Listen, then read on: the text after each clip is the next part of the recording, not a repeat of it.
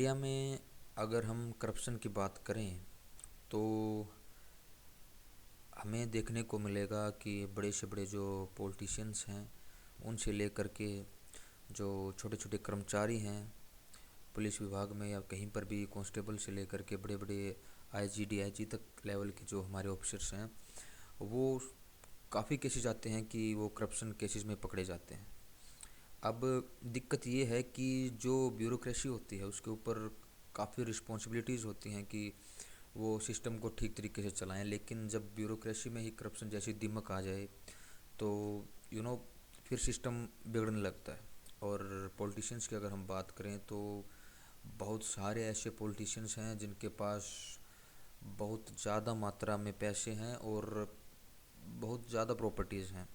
वो अपने नाम पे प्रॉपर्टीज़ भी नहीं लेते, दूसरों के नाम पे लेते हैं। और इसीलिए हमें देखने को मिलता है कि भारत में जो गरीब है वो और गरीब होता जा रहा है और अमीर है वो और अमीर होता जा रहा है, क्योंकि करप्शन बहुत ज़्यादा है देश में।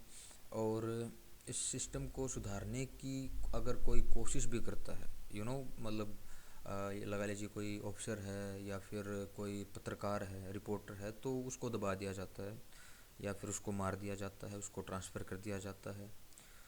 तो मतलब सिस्टम पूरी तरह से जो है हम कह सकते हैं कि ख़राब हो चुका है, खासकर इंडिया में।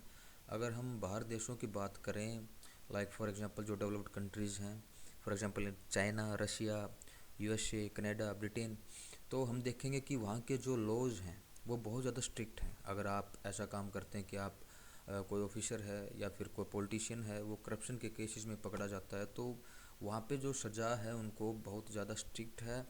और तो वहाँ पे जो लोग हैं वो भी ऑफिसर हैं या फिर लोग हैं करप्शन करने से घबराते हैं। लेकिन अगर हम इंडिया की बात करें, भारत देश की, हमारे देश की बात करें, तो यहाँ पे ना तो लोग करप्शन करते हुए घबरा रहे हैं और फिर उनको ये भी पता है कि इतनी स्लो है हमारी जुडिशरी। और कई बार हमें देखने को मिलता है कि केसेस सालों साल तक चलते रहते हैं और फिर आखिर में फाइलें दब जाती हैं, उनका कुछ नहीं होता। जिनके पास पावर है वो और पैसे दे करके सिस्टम को फिर खरीद लेते हैं और नहीं होता। तो अगर ऐसा ही चलता रहा और अगर आने वाले टाइम में कुछ चेंजेस नहीं आए तो हम कभी भी ये उम्मीद नहीं लगा सकते कि हमारा देश डेवलप कर पाएगा या फिर जो गरीबी है उसको हम हटा पाएंगे। बिल्कुल भी नहीं, सिस्टम और ख़राब होता जाएगा।